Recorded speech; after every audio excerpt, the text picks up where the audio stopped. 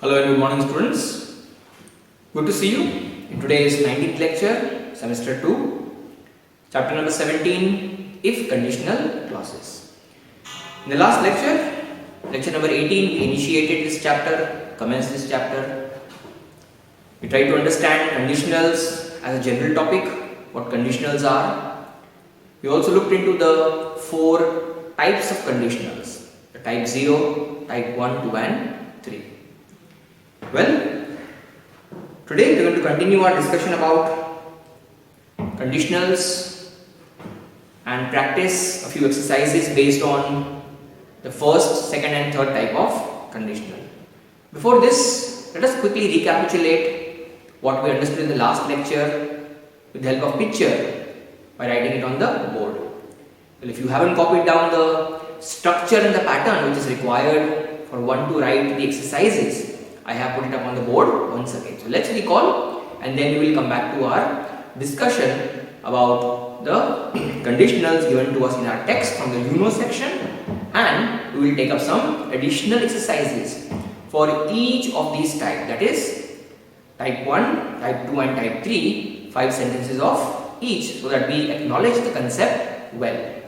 So without further ado, let's have a look at the board. The information being displayed to you. Structure of conditionals, the pattern. And the pattern understanding is very important. If the pattern is very clear to you, it will be very easy for you to perform the exercises based on the different types of conditionals.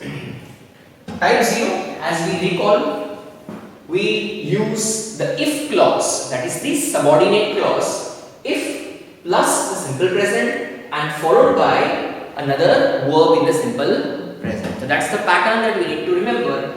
Where is it used? It is used for indicating or talking about general truths and scientific facts. As we say, something stands true at all times, considering as a general truth or a scientific fact. Well, if conditional, that is the subordinate clause, then we have the main clause, therefore we have the 2 verbs taken, simple present and simple present followed by. So we have 2 clauses.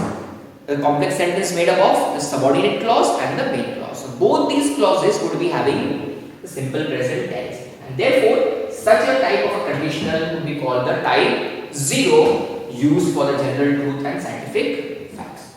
Well, let's come to the second or type 1, that is a main clause that we generally use in our speech or in our writing to explain things.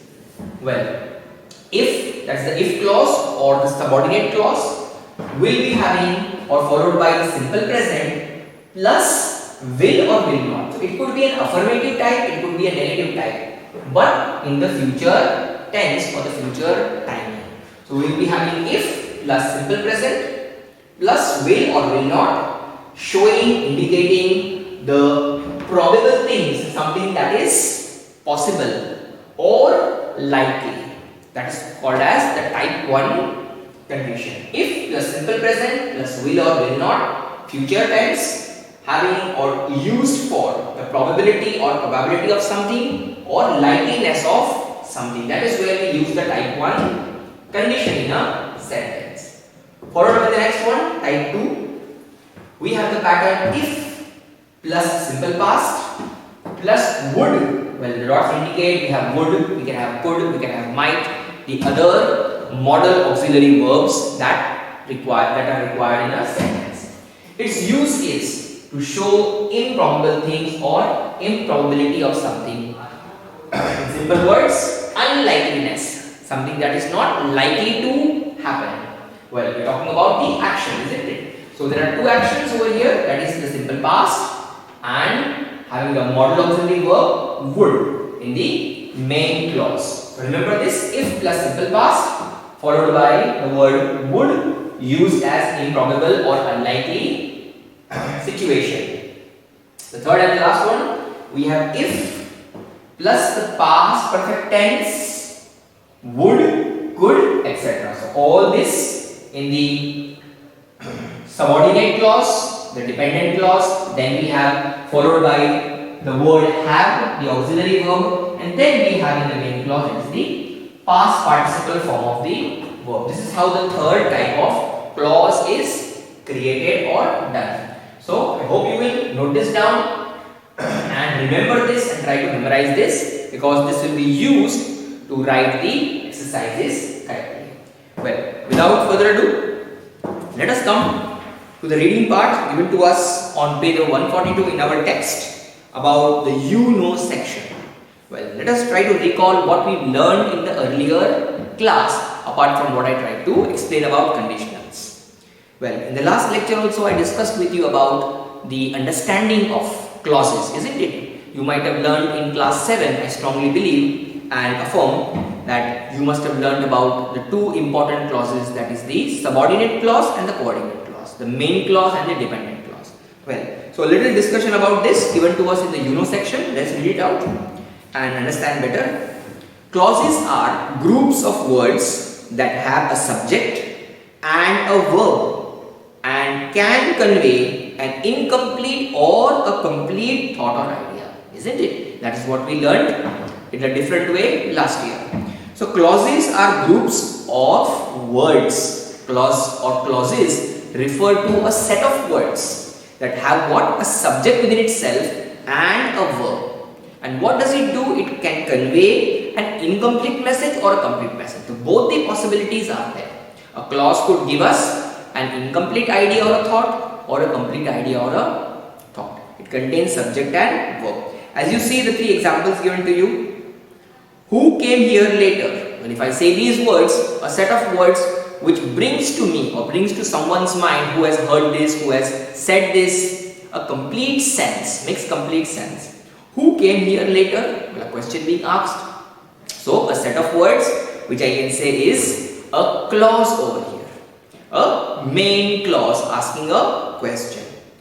Since you say so, if I just said these three words, since you say so, well, it definitely gives me some idea, a thought. But is it a complete thought, a complete idea? Definitely not. Since you say so, then what? Well, I believe it. Since you say so. Now I have spoken a complete sentence altogether.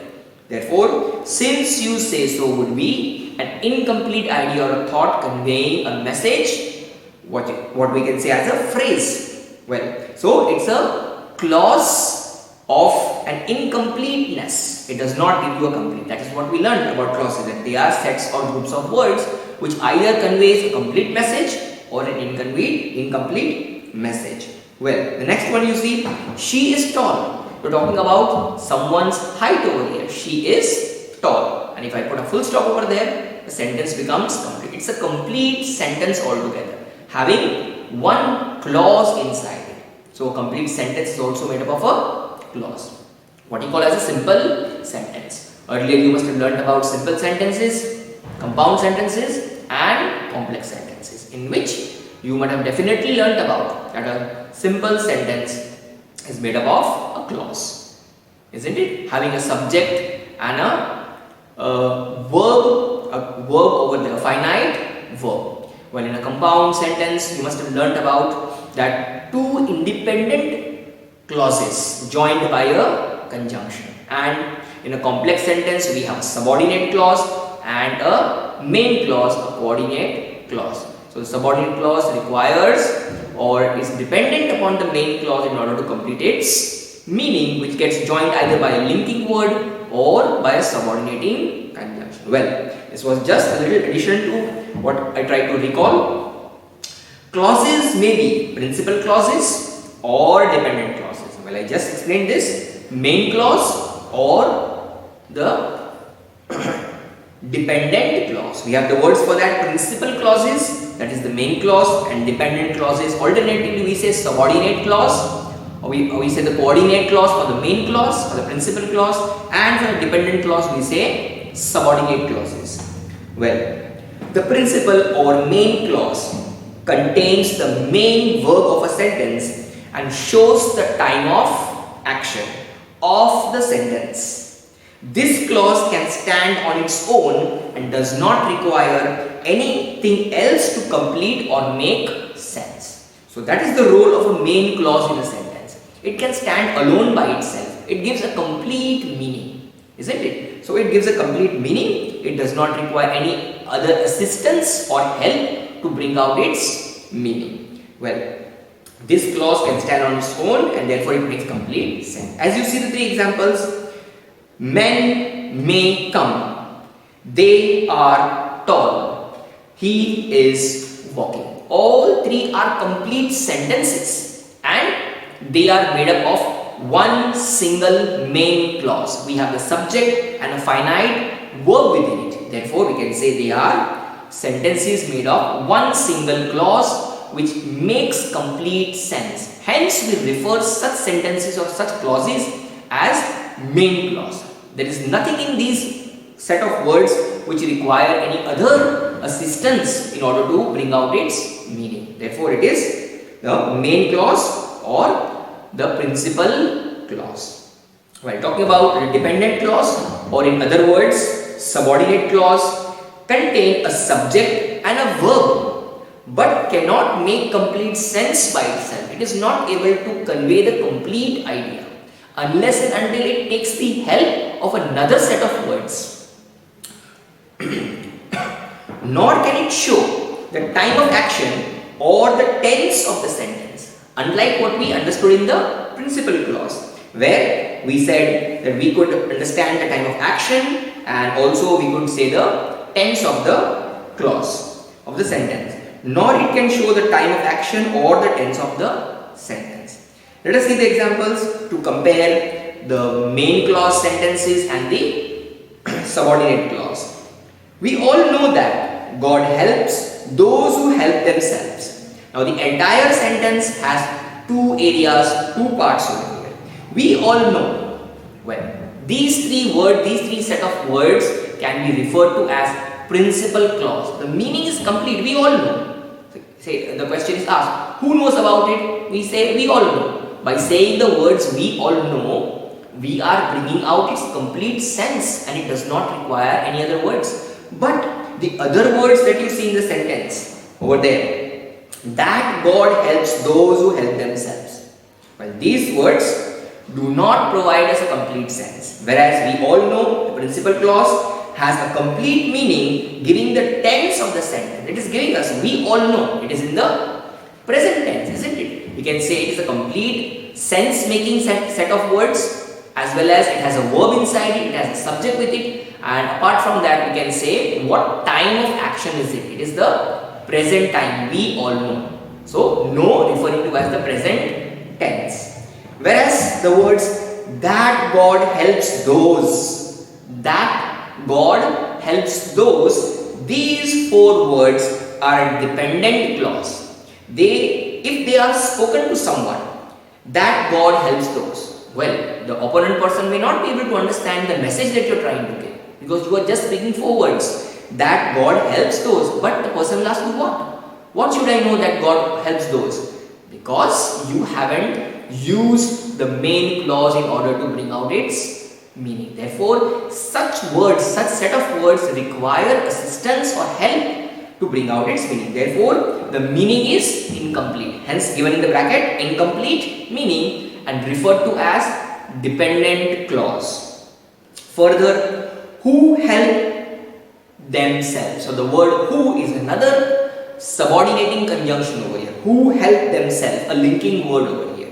Hence, these words also are incomplete meaning. They bring out an incomplete meaning. Both these set of words are dependent clauses. So we had two dependent clauses in the entire sentence. Let's read it once again. We all know that God helps those who help themselves. So saying the words that God helps those and who help themselves, both would be subordinate clauses or dependent clauses, which require the very first set of words we all know.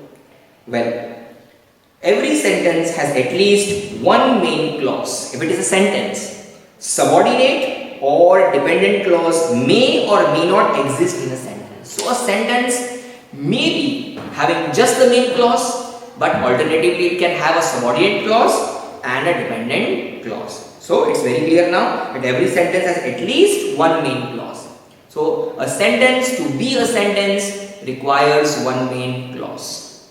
and subordinate or dependent clause may or may not exist in that main clause or in that sentence. Alternatively, if it is a complex sentence, if it is a compound sentence, we may have other clauses, that is two main clauses joined by a coordinating conjunction creating a compound sentence, as I told you earlier, and a complex sentence which has a subordinating conjunction where we have a subordinate clause or the dependent clause which is joined by a subordinating conjunction with the main clause to form a complex sentence. But we may have more than one subordinate clauses in a sentence too, as we had in the example we just read. Well, this was the you know section that we read in order to recall the knowledge that we already had in class 7, or I believe you must have learned in class 7. Let us look into the let's learn section given to us on page number 143, about which we have prior read in the last lecture.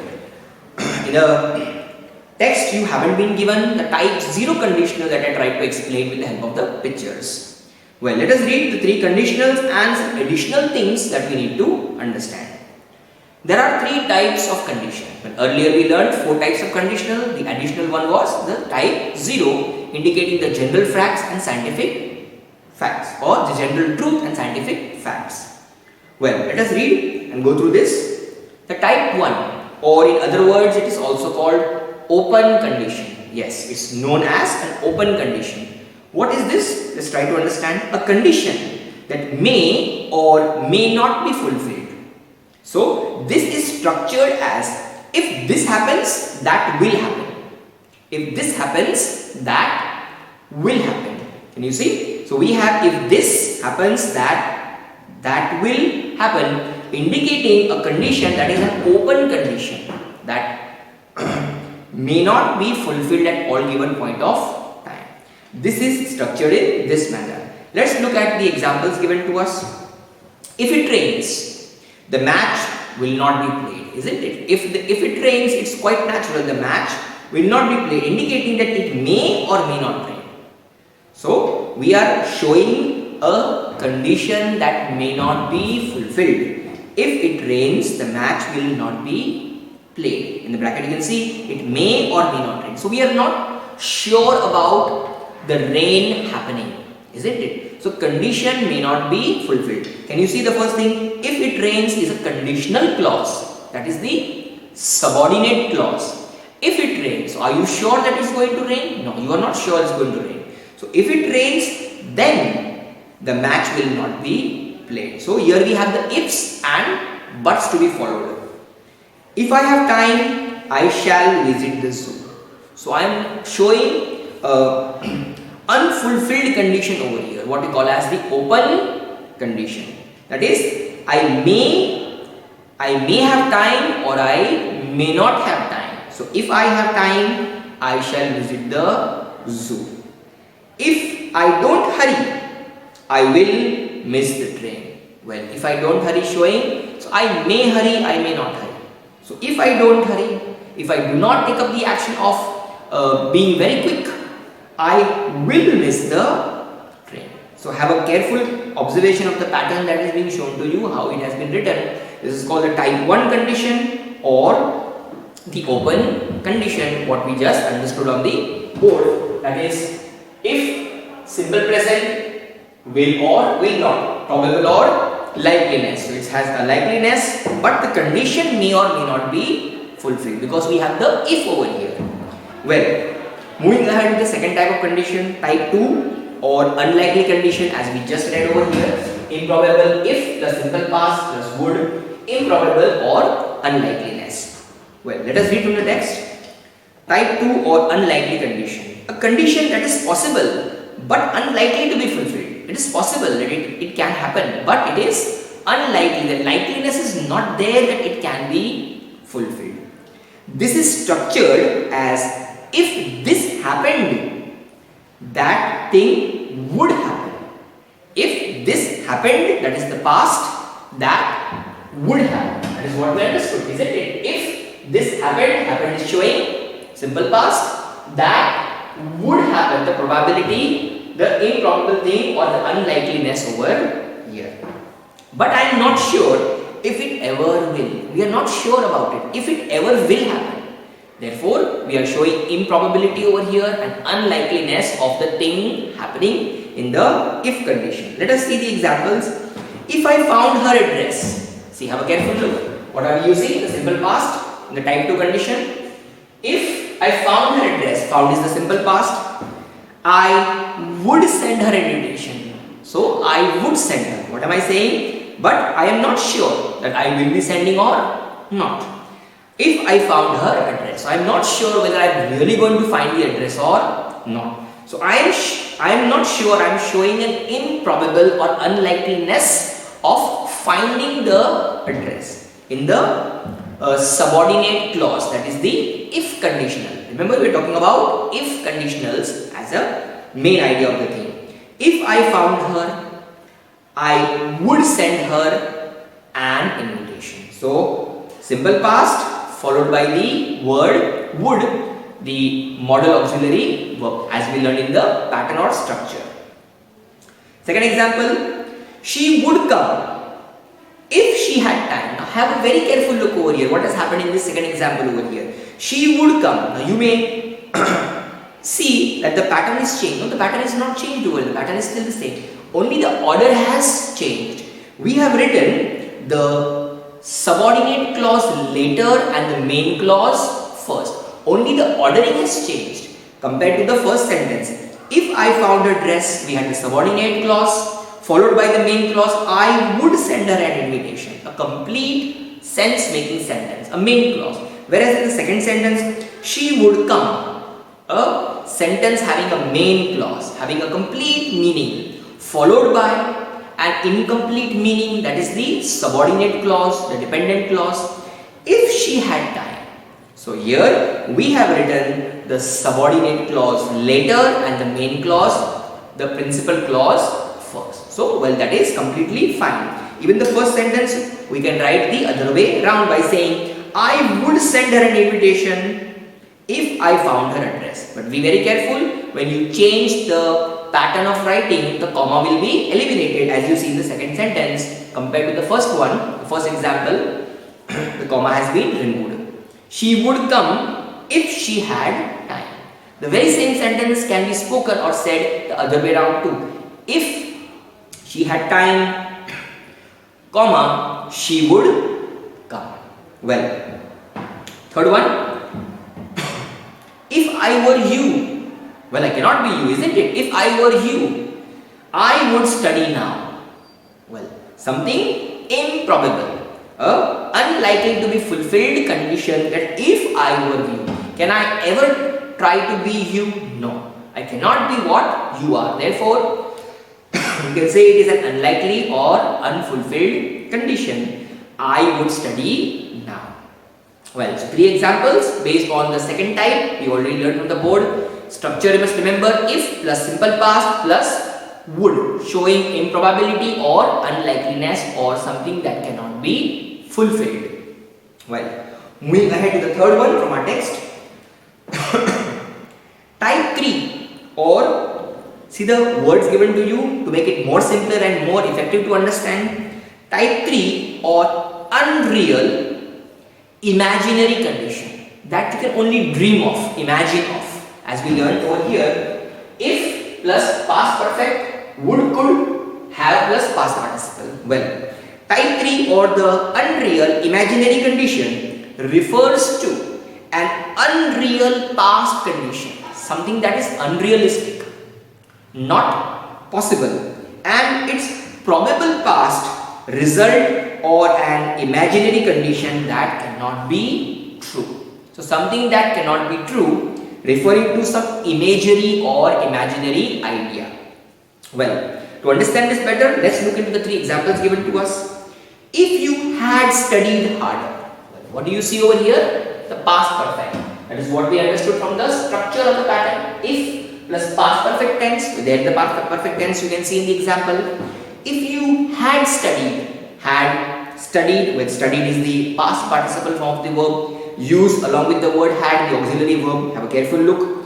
If you had studied, the past perfect, harder, you would followed by would, could, etc. We need to use you would have passed. Again we have the word have. You can see as I am just trying to match the two things, the pattern as well as the sentence that we are reading from the text. Have passed. Passed again is the past participle form of pass. So you can see the structure exactly fits what we have understood. If you had studied harder, you would have passed the exam. This is the type 3 condition, a kind of imaginary, unrealistic thing. Well, he was not going to work harder and therefore he would have never passed. So something that you are talking about as unreal, imaginary idea or thought refers to an unrealistic past condition. That is, if you had studied earlier. Well, he has not studied, therefore he is not going to pass. Well, 2 more examples. If I had known about the meeting, if I had known about the meeting, I would have informed you. Well, I have not known about the meeting of the past condition, therefore I was not able to inform you. Have a careful look at the structure. Had known, the past participle form of the verb, followed by the word would, then have, and then we have the past participle form. The past perfect tense, would, have, and the past participle form. So be very careful with the third type to use the past perfect tense form of the verb in these type 3 conditions. If she had attended, so once again we have the past perfect tense had plus the past participle form of the verb creating the past perfect tense, followed by the word would. She would have, if she had attended the class, she would have taken notes. Well, imaginary idea, unrealistic idea once again. If she would have attended the classes, then she would have taken the notes. Well, these were the type 1, type 2 and type 3 conditions given to us in our text. Well, in addition to that, we learned about the type 0 as well earlier. Well, we have something more to add to our knowledge about conditions. Conditions, inversion of the subject and the finite verb, one thing, followed by conditions implying fortuitous circumstances. Well, let us look into these 2 different aspects. Conditions, inversion of the subject and finite verb. Let's get into detail with the help of examples to understand directly what it is trying to tell us.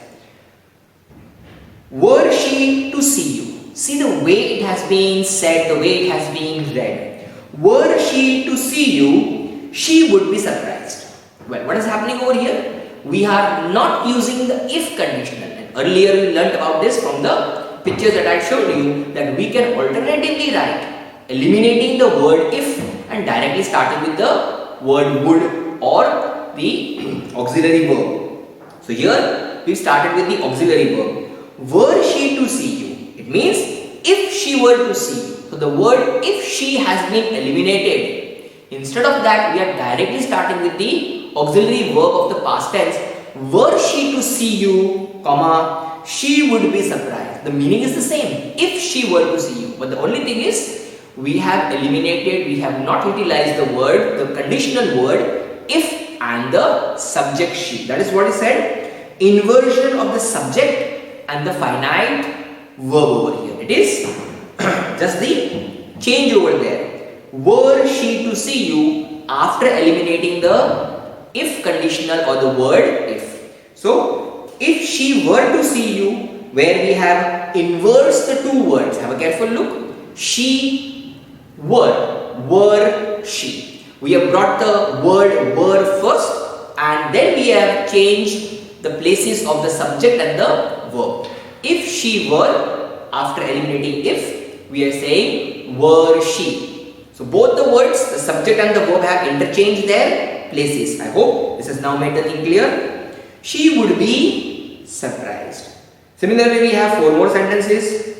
Were I alone, I should be afraid to go. So, if I just try to write the other way, if I were alone, if I just try to write the other way around using the if conditional, the word if I were alone. But here, the if I were has been changed to were I, eliminating the if. So, keep this in mind and read the examples and try to practice some more accordingly. Were I alone, I should be afraid to go. Were she living in our neighborhood, I should see her more often. That is, if she were living, that if she were has now changed to were she. Well, I hope gradually you are getting the idea about the thing being taught to you. Had I known the function was at a club, so if I had known, if I just try to insert the if and say, the order will change. Had I will become I had, if I had known. But here we are doing the inversion of the subject and finite verb by eliminating, excluding the word if. Had I taken her temperature, I would have known that she had fever. Well, be very careful when you write such sentences. What is being told in this? That is the inversion of the subject and finite verb, eliminating the word if, the conditional clause word if. Well, moving ahead to the next one. Conditions implying fortuitous circumstances. Consider the word fortuitous. Fortuitous circumstances. That is futuristic circumstances. Fortuitous. I hope the word is clear to you. Fortuitous, futuristic circumstances. If you should happen to meet him, so you are trying to say that in the future, if you happen to meet someone, then you are trying to say a complete sentence over there. If you happen to meet him, or if you should meet him, the bracket is given, happen to. That's for us to understand the thing. If you should meet him in the future, tell him all about it. So I want someone to tell another person about all that I have spoken to that person. That tell all that I told you if you happen to meet that person in future, expressing a fortuitous circumstance, or a fortuitous circumstance, that is a future circumstance. In the coming time, if you happen to meet the person, please tell all that I have told. So if you should meet him, tell him all about it, about the matter that I want you to tell. Well, another example. Should you meet him tomorrow? So we're talking about a fortuitous thing, a futuristic thing. Should you meet him tomorrow? Would you mind telling him all about it? Here a question is being asked, but in the fortuitous circumstance. If you happen to meet the person tomorrow, so should you happen to meet him tomorrow, or should you meet him tomorrow? If there is a possibility that you happen to meet the person tomorrow, then would you mind telling him all about it that I have told you? So you are asking a question in the fortuitous circumstance or the futuristic circumstance. Another one. If I should happen to find the pen. So you are now telling, if I should happen to find the pen in the coming time, in the time that is yet to come. If I should find the pen or happen to find the pen, I will let you have it. I will give it to you. Then I will let you have it because it belongs to you. Next one. Should I find the pen? Should I? Possibility. Should I happen to find the pen, I will let you have it. So once again, we are talking about the futuristic thing or the fortuitous circumstance. Should I, where I am eliminating the if. So both the sentences, if you carefully see, in one sentence we are having the if, in the other sentence we are eliminating the if, and then what are we doing? We are doing the inversion of the subject and finite verb that we just understood in the previous section. In both these sentences, have a careful look once again. If you should meet him, tell him all about it, where I am using the word if. In the very next sentence, should you happen to meet him tomorrow, or should you happen to meet him, would you mind telling him all about it, where I am not using the if, I am directly starting with the modal auxiliary verb should, eliminating the word if. Similarly, in the next two sentences, if I should happen to find the pen, I will let you have it. The very similar sentence, should I find the pen, that is, should I happen to find the pen in the coming time, I will let you have it. Well, so in all these sentences you will be able to understand the inversion of the subject and finite verb where if is eliminated. The last one, if I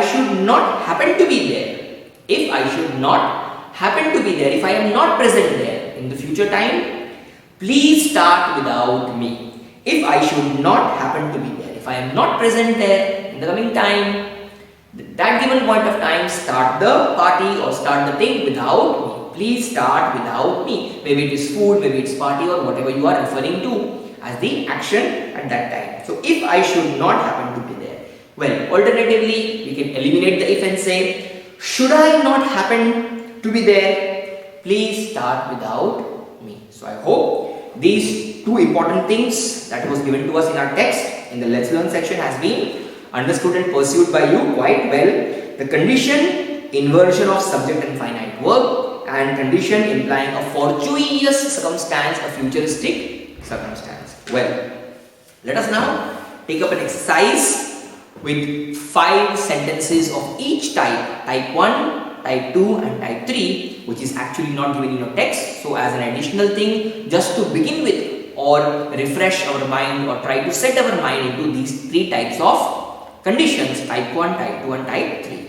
So we will do 5 sentences of each one of them.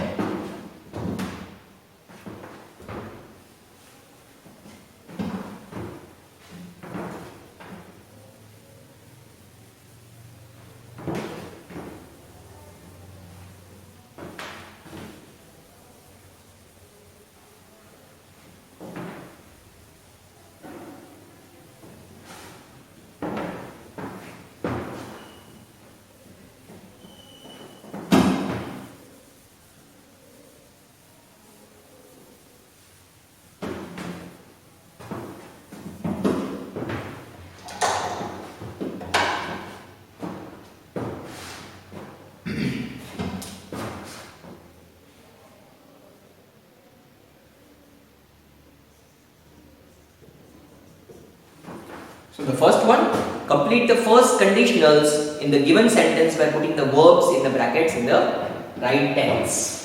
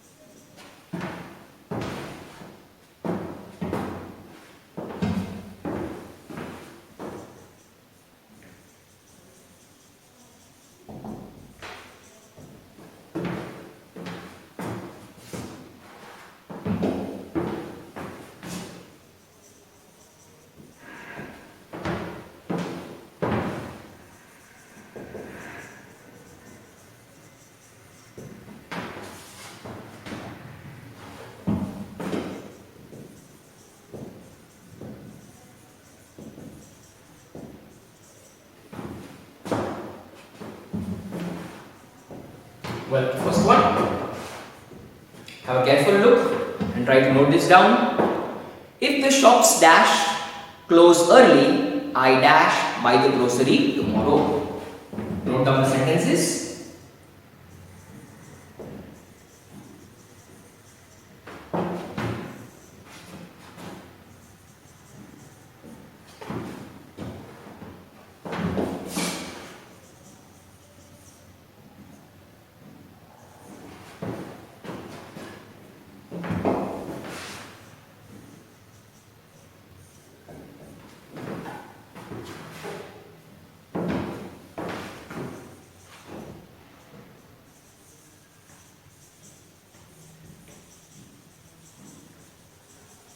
Well, the first sentence, if the shops dash, well, we are going to insert the first conditionals as given in the sentences by putting the verb in the bracket given to us, close and buy. So think about the first conditional as we learned. We will be using the conditional saying the simple present. We will be using the simple present and the will or will not, that is the future tense. So let us write if plus simple present over here. Have a careful look about the subject, whether it's singular or plural. If the shops close, well, if alternatively the word was shop over here, then you would have changed close into closes. If the shop closes, if it would have been shop, then you would have written closes. But right now we have the plural subject that we will be using the word close as it is. Let's write it down. Simple present. If the shops close early, I will buy. So I am using the affirmative type. Will buy. The future tense in the affirmative one. Will buy the grocery tomorrow. So what have we done? We have inserted the first type of conditional in this. So we are practicing 5 sentences of the first type. Second one.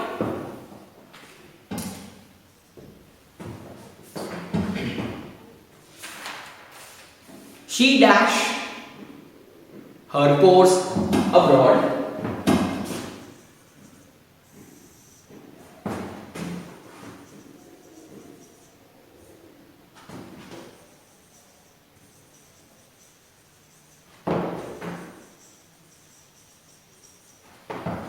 She dashed pursue her course abroad if her parents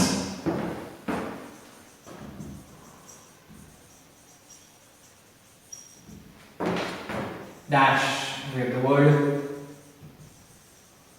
emigrate. So have a careful look, we have got two verbs, pursue and emigrate. Also, if you carefully observe the sentence, you will find that the two sentences are not written in the same order pattern. Well, the first sentence you see has got the subordinate clause first, the if conditional first, if the shops close. So we have the subordinate clause followed by the main clause. Whereas in the second sentence, if you carefully see, we have the main clause first, she dashed her course abroad. And then we have the if conditional, if her parents dash. So what are we going to do? We are going to write the structure of the pattern the other way around. That is, we will be using the future tense over here first, and then we will write the simple present over there. Let's write it. She will pursue her course abroad. Complete main sentence or main clause giving us complete meaning. If her parents what? If her parents emigrate, they migrate from one country to the other country. If their parents emigrate. Well, this was the simple present that we inserted. Third one. If they dash this case further,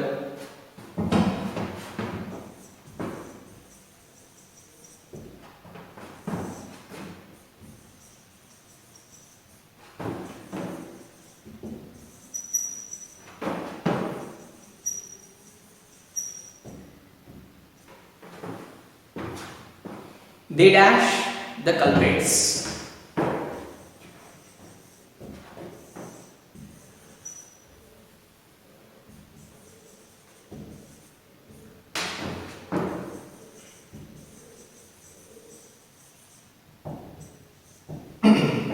Yes, so let us see.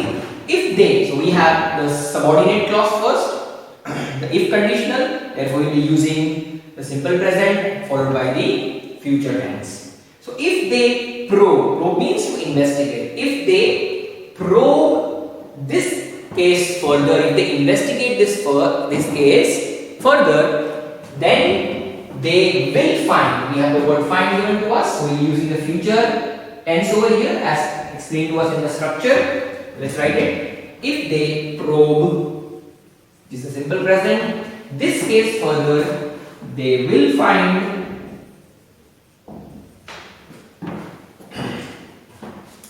the culprit. Number 4. If you dash not a flying license,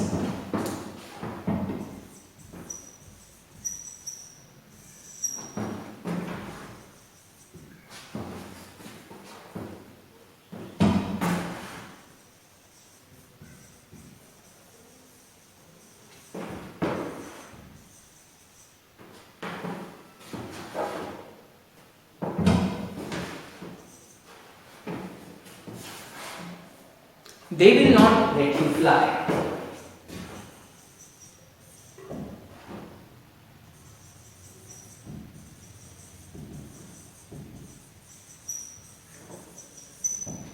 Well, let's see. We have a negative word over here. If you dash not have. So we will be using the simple present over here. We already have the word given will not over here, will not let you fly. Future has already been used in this sentence. We only need to fill up the present over here as the conditional part over here.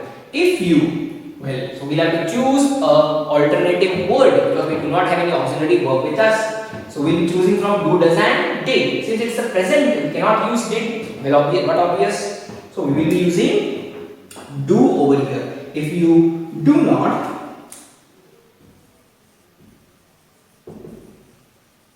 have, if you do not have a flying license, they will not let you fly. Well, number 5, you dash a lot of time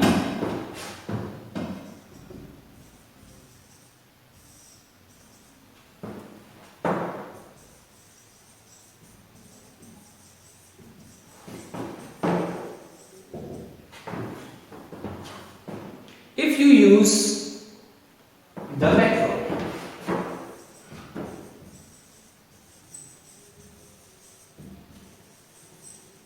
Well, in this sentence, if you carefully see, out of the two requirements, the simple present and the future tense, we already have the simple present given to us in the latter part of the sentence. So, in the first part of the sentence, we have the main clause, you dash save time. So, we will have to use over here the future tense over here. You will save a lot of time if you use the metro. So, use is the verb already given to us in the simple present required in the if clause or the conditional clause. These were the 5 sentences related to the first conditional, the first type 1 conditional. Well, in the upcoming lecture, we will look into the exercises based on type 2 and type 3, and then we will look into the textual exercises. It was all for today's lecture. See you soon in the upcoming lecture. Till then, take care. Have a nice day and goodbye.